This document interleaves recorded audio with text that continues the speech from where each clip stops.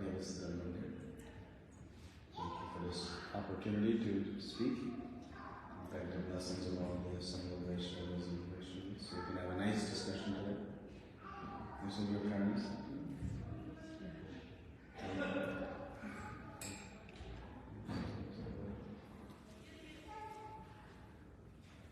So today is the auspicious day of. What is today? I know by so many names nobody wants to speak.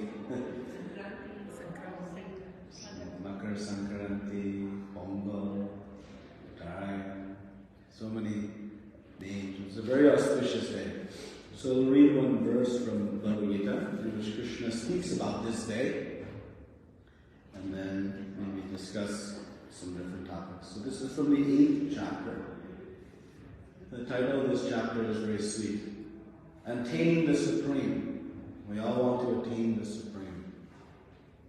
The problem is we don't know what is Supreme. So Krishna is telling us what is Supreme in this chapter. So this verse is the 24th verse. It reads, those who know Supreme Brahman attain the Supreme by passing away from the world during the influence of the fiery God, in the light, in the auspicious moment of the day, during the fortnight of the waxing moon, or during the 6 months when the sun travels in the north.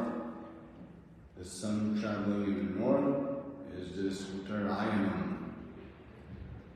Purport by His Divine Grace, A.C. Bhaktivedanta Swami Srila Prabhupada. Srila Prabhupada. When fire, light, day, and the fortnight of the moon are mentioned, it is to be understood that over all of them are various presiding deities who made arrangements for the passage of the soul. At the time of death, the mind carries one on the path to new life. If one leaves the body at the time designated above, either accidentally or by arrangement, it is possible for him to attain the impersonal Brahmajyoti. Mystics who are advanced in yoga practice can arrange the time and place to leave the body. Others have no control. If by accident they leave at an auspicious moment, they will not return to the cycle of birth and death. But otherwise, there is every possibility that they have no return. However, for the pure devotee in Krishna consciousness, there is no fear of returning, whether he leaves the body in an auspicious moment or inauspicious moment, by accident or arrangement.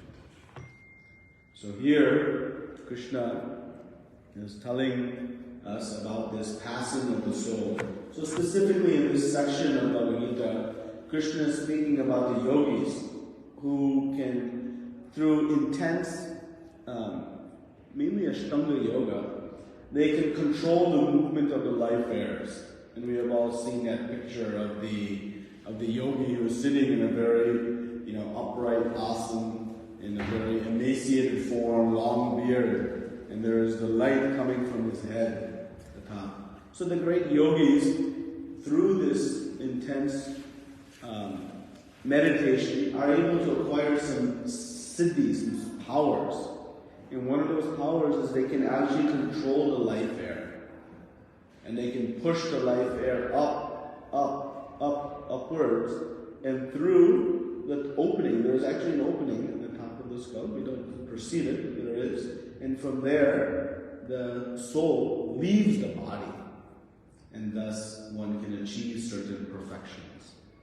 So this in and of itself tells us a lot about what is the goal of life. We think the goal of life is to live as long as possible in this body and try to make it as comfortable as possible.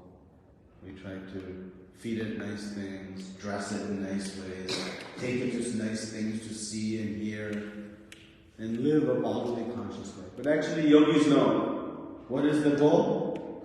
To separate from this body and to enter into a higher existence, to upgrade.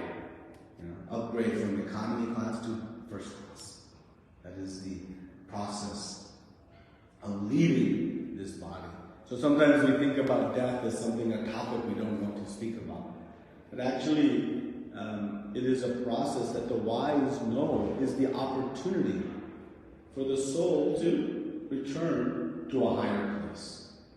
And Srila Prabhupada taught us the perfection of how to live this life in a way that we can achieve even a higher outcome than that these great yogis can achieve. And thankfully, we don't have to endure such intense meditation, go to the forest, give up all of our belongings, and endure great tapasya, austerity. We need a little bit of tapasya. We have to drive maybe 25, 30 miles in some cold weather. All of you are very brave, extra cold today. But we get to sit in a nice warm car at least, and come with jacket and gloves. And our austerity is there, but it's quite mild actually, compared to the austerity of these yogis who must endure much. And what is our austerity when we come here? We get to sing and dance for the Lord. We get to hear some nice philosophy. We get to enjoy and relish Krishna Prasadam. That is our austerity. And so, Prabhupada writes that for the devotee of the Lord, there is no inauspicious time to leave. There is no inauspicious time. Because a devotee who is engaged 100% in thinking of Krishna, by that nature of thinking of Krishna, makes everything auspicious. So there is nothing inauspicious for the pure devotee. But what we see here, Prabhupada makes a very powerful point, that on this Uttarayanam day, in this time, it's so auspicious that even if one who has no spiritual intention, no motive, but they happen to leave their body on this day, they are also elevated further into this cycle. So even one who is not endeavoring to make progress in spiritual life, by the blessings and potency of this wonderful day, there is an opportunity to progress the soul's journey back home, back to Godhead.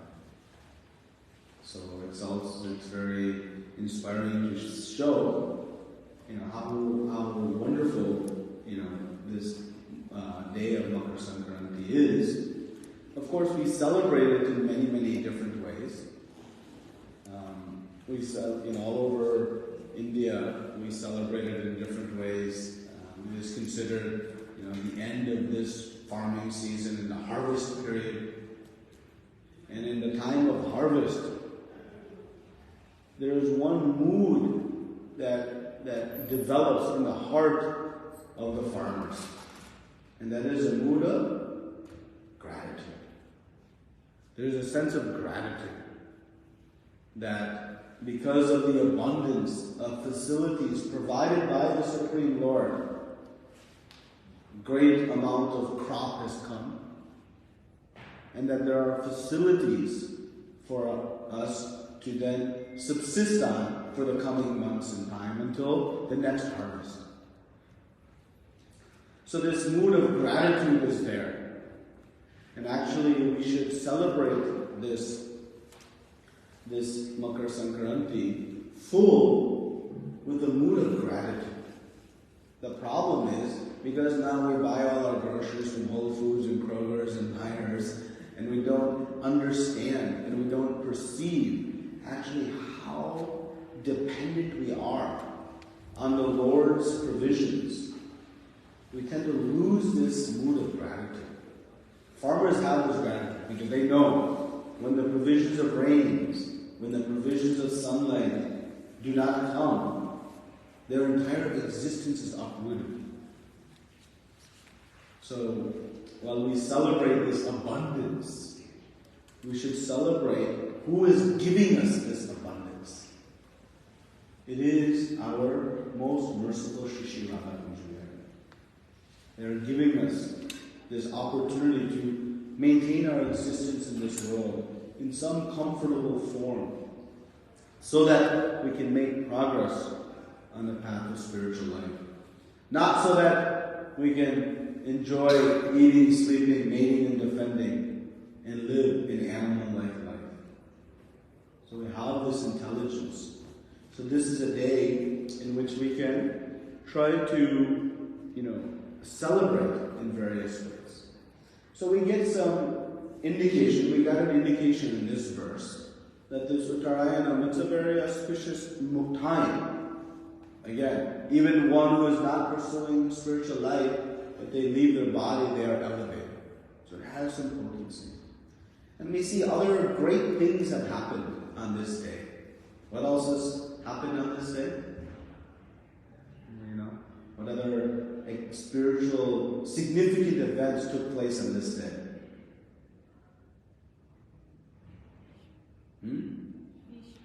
Bhishma. What did Bhishma Pita do? Huh?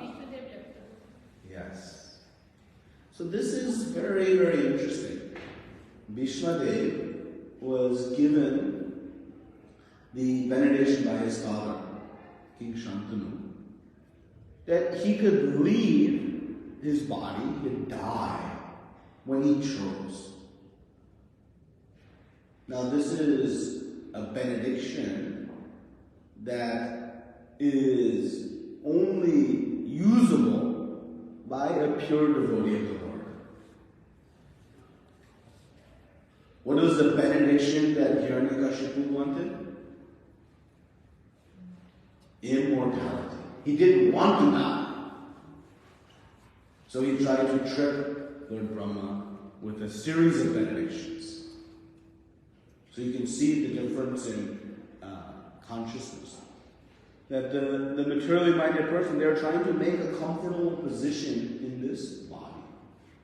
But Bhishma Pita was given this benediction that he could choose when he would leave.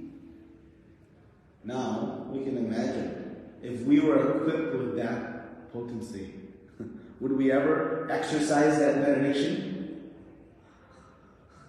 It's very difficult. Maybe in a very old, advanced age, when we become frustrated with this material body nations. But other than that, it's not something we would actually exercise. But Bhishma Pita, he is one of the 12 Mahajans, great personalities. So we can see and learn from their activities. So it was on this day that he chose to leave his body. Of course, he left in a very glorious and illustrious way. If I describe, for those of you who are unaware, how he left, you might think, how was it glorious? He was lying on a bed of arrows. Actually, he was not lying on a bed of arrows.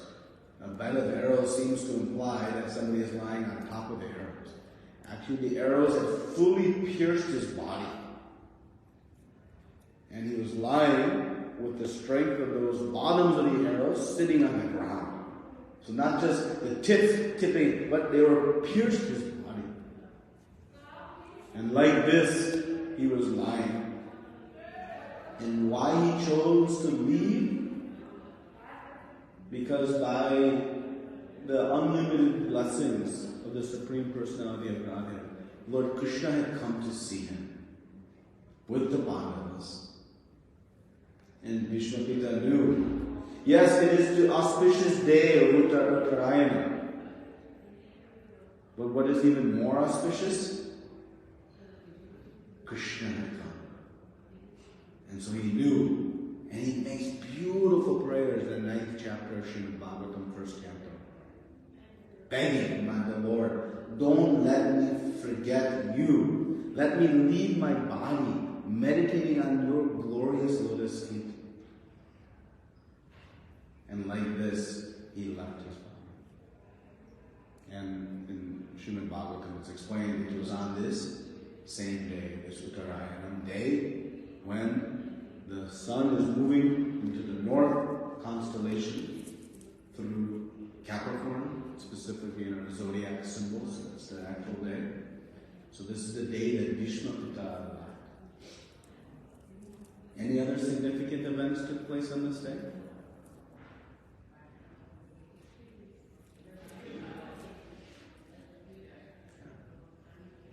How about Mother Ganges? Remember, Ganges descended upon the earthly planet on the day of Makara Sankaranti. King Bhagirath had performed great austerities to alleviate and to deliver his forefathers.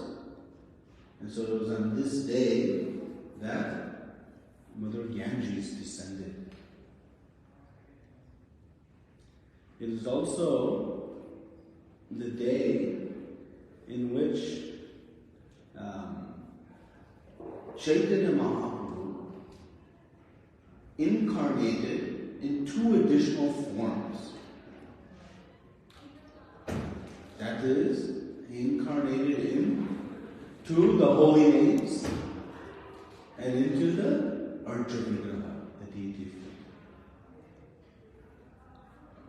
So maybe spend some time discussing this pastime. But let me just make a couple of points before we come back to this pastime of Chaitanya Mahaprabhu. I'm seeing some puzzled eyes, so maybe you're not aware of this Chaitanya Mahaprabhu incarnating. And so you all mostly are familiar with Bhishma Kutil's pastime, so I was debating between the two. But let's discuss the second one, seeing the looks on everyone's faces. So, but what we can understand is that when significant events happen, all on one day, it marks the special potency of that day. It gives us some indication of how important it is in our Vedic calendar. And so we can see by just these 3 or 4 things that there's some special potency. And what we should contemplate and meditate on is how I can take advantage of that. So what is the opportunity for me to take advantage of this special mercy and benedictions? So, of course, this is the day to have gratitude for the abundance of facilities in our life that Srila Prabhupada has given us, so that we can finally understand the real purpose of life and finally end this cycle of birth and death, old age and disease, and truly attain the Supreme. Srila Prabhupada has given us an abundance of knowledge through these books. He's given us an abundance of spiritual hospitals, these temples, and Shri Radha and Shri Hari, to give us the benedictions. He's given us an abundance of devotees and great acharyas who can teach us this process of spiritual life. So it's a day that we can have great gratitude to Srila Prabhupada and our Guru Parampara for giving us this abundance. Yes, abundance of harvest is great, but abundance of benediction to return back home to Godhead is something that can be eternally gifted to us. So this is a day where we can feel this gratitude to Srila Prabhupada for everything that he has given us in this process. It's a day known and celebrated throughout India also as a auspicious day to give charity. When we have abundance, we have some wealth, it is incumbent upon us to sacrifice some of that for the Supreme Personality of God. And Krishna explains in great detail in Bhagavad Gita how to give charity. He explains charity given in a mode of ignorance, charity given in a mode of passion, and also charity given in a mode of goodness. And this charity given with the understanding of no expectation in return. We're not buying something from the Lord. We put a few dollars in the hundi, and then we give Krishna a whole list of all the things we need. That is our typical way. but actually charity given on this day with no expectation of return actually is reciprocated by the Lord far beyond even what we can express in our desires to ask of Him. Meaning, when we go to Krishna and give charity without anything in expectation of return, that charity is not unanswered. But Krishna actually reciprocates in ways far beyond what we can comprehend or dream of. So today is a very, very auspicious day to offer charity to the Lord. Of course, offering charity to the Lord is quite interesting. You know, we see this, the example is given that when we go to Mother Ganges, right, and we take some Ganga water, and what do? We offer it back to Mother Ganges. So in some way we're saying, what am I offering? I'm offering herself back to her. Similarly, a child, may take a few dollars from mother and father's wallet or purse, go buy some things, and make something nice and give it as a gift to mother and father. Well, who is the source of that gift? Mother and father. But does mother and father think anything less of that gift? No, they're very grateful. Why? Because it came with some love. So what are we offering in charity to Krishna? Only what He has given us. We're not offering anything, we're not doing anything special for the Lord. We're only giving back something of the abundance of what He has given us. He has given us the ability to produce whatever it is that we are producing, whether it's in the fields, whatever it is, that facilities to produce, we are fully dependent on the blessings of the Lord. And so when we give in charity, it is not as though we are giving something that is true often to the Lord. We are simply giving to the Lord what is His in the first place, just as when we offer Ganges water back to Mother Ganges. But still, that offering is greatly appreciated by the Lord. It is greatly, because it comes with the mood of love. So though it is Krishna's only that we are offering back in charity, we should offer. So today is a great day to give charity. So we have some time left. Should we discuss about the incarnation of Chaitanya Mahaprabhu in the holy names? And in the deity form on this day? So anybody else knows what happened on this day? What other significant event occurred on this day? So we've said Bhishma Pita is leaving this world. Mother Ganges is appearing. What do you know? And he won't say. So let's go back to the pastimes of Chaitanya Mahaprabhu. It was on this day, on Makara Sankaranti, Uttarayanam day, that Chaitanya Mahaprabhu took sannyas. And this is a very, very significant event. It's a painful event also, in many ways. But it's also a very significant event. Krishna, after speaking Bhagavad Gita on the battlefield of Kurukshetra, after performing so many pastimes, ridding the earth of the burden of all the demoniac kings, and delivering so many of his devotees, performing so many of his wonderful pastimes to give pleasures to his devotees. After doing all of that, he was lamenting that he had not given enough. That he had not shown the path of bhakti. He had spoken how to practice bhakti. Manmano bhavavam bhakto majani maham namaskuru. He says, Sarva dharman prititya mam ekam sharanam vraja. You just surrender to me, think of me, become my devotee, offer. He gave all the instructions. He said what all the devotees do, Satatam Kirtayanto Mam. They're always chanting my names.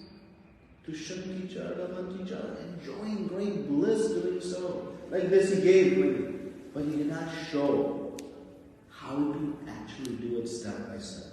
So as we all know, he descended again as Chaitanya Mahaprabhu. So as we're approaching our Gaur Purnima season, starting in February with the appearance of Advaita Acharya, and then Nityananda, and of course, Gaura Mahaprabhu, that we can discuss Chaitanya Mahaprabhu's descent. So he came for this purpose of delivering mankind with the most merciful appearance of the Lord. That is why he is called Mahapadanaya. Mahapadana, most merciful. Why? Krishna Prema Pradayate. He came to give Krishna Prema to everyone. And he was not giving it to the most qualified. He actually was giving it first. Who was first in line to receive Krishna's mercy, Chaitanya Mahaprabhu's mercy? The most fallen. The most fallen. Patita Pavana. He was delivering the most fallen. Narottam Das Thakur says, if you want to be known as that who is delivering the most fallen, you must deliver me. In his humility, is thinking he is most fallen. So Chaitanya Mahaprabhu is it.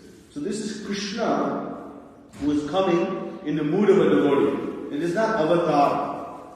Chaitanya Mahaprabhu is not an avatar of Krishna. He is avatari.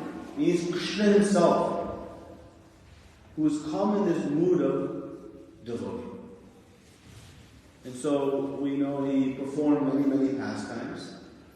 And what was the principal lesson he was teaching all of us? Chanting the holy names. Take shelter of the holy names. Chant the holy names. Hare Krishna, Krishna Krishna, Hare Hare. Hare Rama, Rama Rama, Hare Hare. Chant 24/7. This is the real perfection of life. And so he was chanting and engaging everyone in chanting of the holy names. So he appeared in Navadvip, in Mayapur, at Yoga Pit. And beginning from his appearance for the first 20 years, he performed different pastimes. You know, in his teenage years, his sort of pandita pastimes of being a scholar. But starting from 20 years onward, he began really performing his Sankirtan. So in going around and preaching and spreading the glories of the holy name, he was encountering many people, and many were making it to great illustrious devotees. But as always is the case, there are always some, when you offer somebody something great, they'll still reject it, or they'll even criticize it, or they'll even have some difference of opinion. So like this, Chaitanya Mahaprabhu was distributing the holy names. And one day, he had gone into an ecstatic trance. And in his ecstatic mood, he was chanting the names of the gopis. Gopi, Gopi, Gopi, Gopi, like this. So one young student came and saw this and said, "Oh, Mahaprabhu, why are you chanting this? You should be chanting Krishna's name." And he gave all kinds of shastric evidence of how we should chant the names of Krishna. So this boy thought himself that he would correct Chaitanya Mahaprabhu. And Chaitanya Mahaprabhu became very angry. And he started to chase him with a stick and was ready to beat him. And this boy went back, he ran away, he got away from Chaitanya Mahaprabhu. Chaitanya Mahaprabhu was held back by some of his personal associates. And this boy went back and told his other classmates what happened. This Nimai Pandit, He has transgressed etiquette. And he was chanting this gopi, gopi, gopi, like this. And all the boys began to think, wow, how this could happen. This Nimai Pandit has become very confident just because he came from the household of Jagannath Mishra. We have also come from nice, illustrious households. How he could choose with it. A Brahmana does not beat a Brahmana. Does he not value our position? And like this, they became very antagonistic. So Chaitanya Mahaprabhu, seeing this, became very disheartened. What was he disheartened by?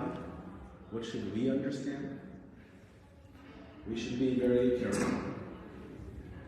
Because when we try to see the activities of the Mahabharata from our eyes, we'll always see some faults, some flaws.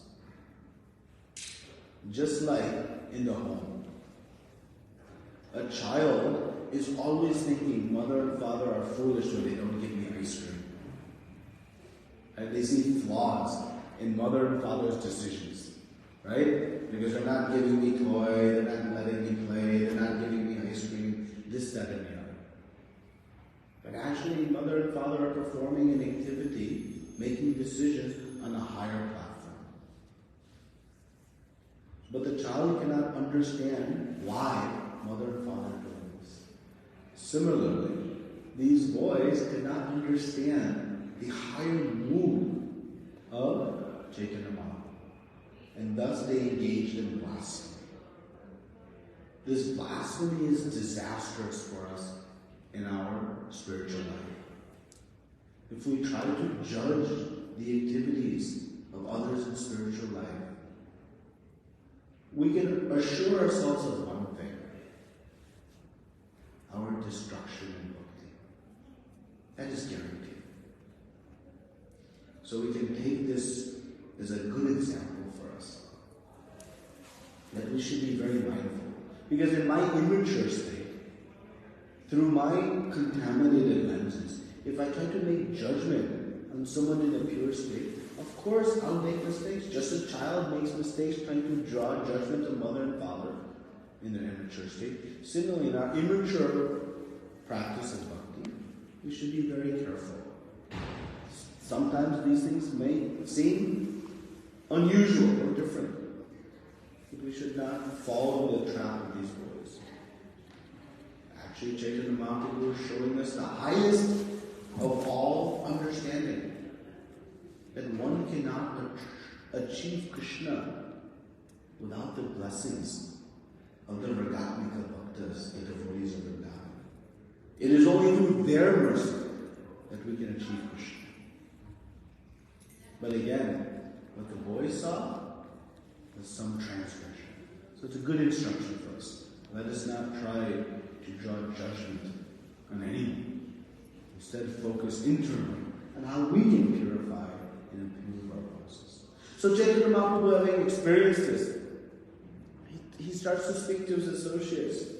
He says that, and he speaks one very nice verse. It's a little riddle. He says, this is given in Chaitanya Mahaprabhu, that I have secured this medicine, this Pikalakanda medicine. It is meant to reduce the mucus, but in fact the mucus is increasing. Of course, very few could understand what Chaitanya Mahaprabhu was speaking.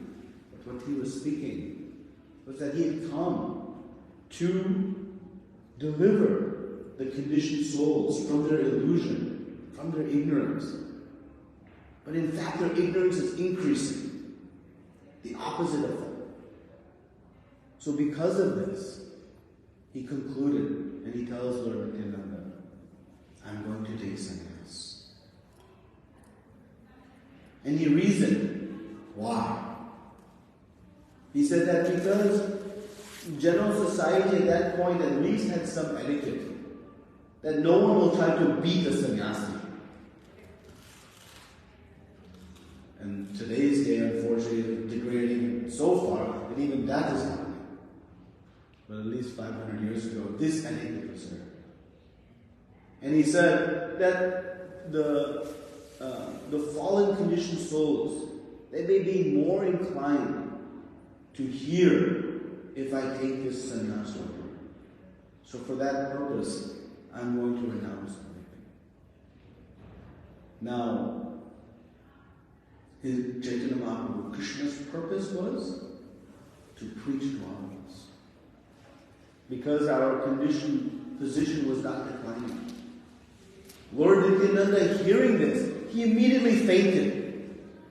He could not digest his Supreme Lord entering into the renounced state of life. He says, you are my Lord. We are supposed to feed